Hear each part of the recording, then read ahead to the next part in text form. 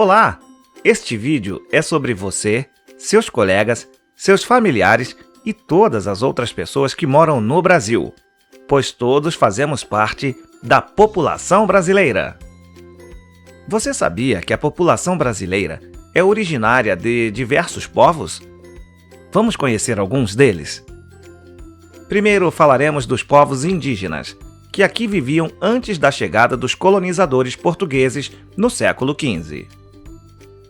No período da colonização, o Brasil possuía entre 2 e 5 milhões de indígenas de diferentes nações, principalmente Tupi-Guarani e Gê.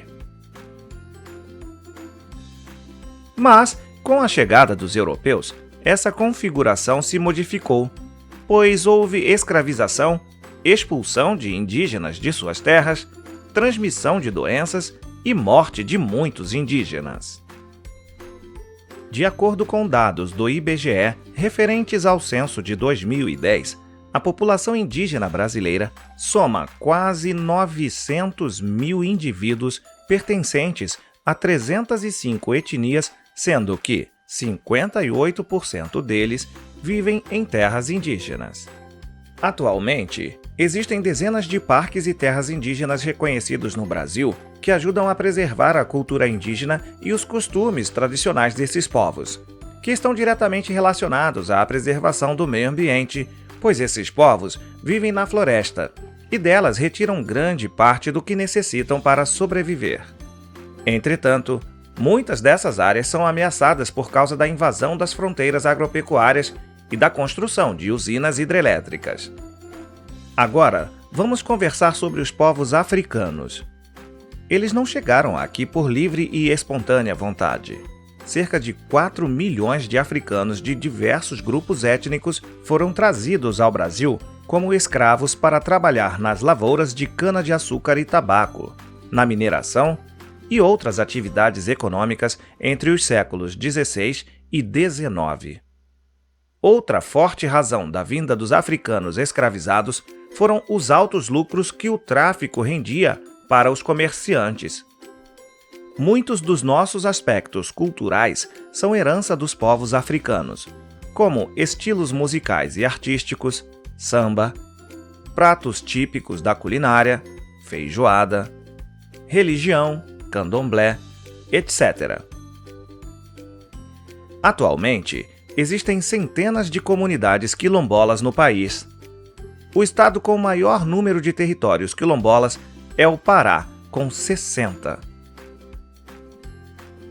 Sobre os povos imigrantes, é importante saber que o processo de imigração para o Brasil teve início em 1530, com a expedição de Martim Afonso de Souza, que trouxe portugueses para a extração de recursos naturais. Entre 1885 e 1934, cerca de 1 milhão de italianos imigraram para o Brasil, por meio de um acordo de imigração firmado entre Brasil e Itália.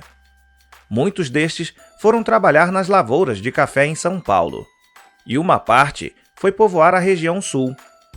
Na sequência, chegaram os árabes, no final do século XIX, e os japoneses, no início do século XX. Os imigrantes alemães vieram em busca de melhores condições de vida. O fluxo maior de alemães no país ocorreu por volta de 1933 e ocuparam áreas da região sudeste, trabalhando com lavouras de café, além de ocuparem a região sul. Atualmente, o país recebe muitos imigrantes latino-americanos, haitianos, bolivianos e venezuelanos, além de povos europeus, africanos e asiáticos. Nos lugares em que os imigrantes estabeleceram residência, é possível notar influências culturais deixadas na paisagem. Vale ressaltar que o preconceito racial ou étnico ainda é uma realidade que precisa ser combatida pela sociedade brasileira e por outras sociedades no mundo. E o que você pensa sobre o preconceito étnico ou xenofobia?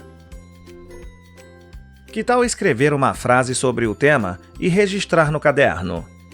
Depois, você pode compartilhar com os colegas e com o professor. Espero que você tenha gostado do vídeo. Até a próxima!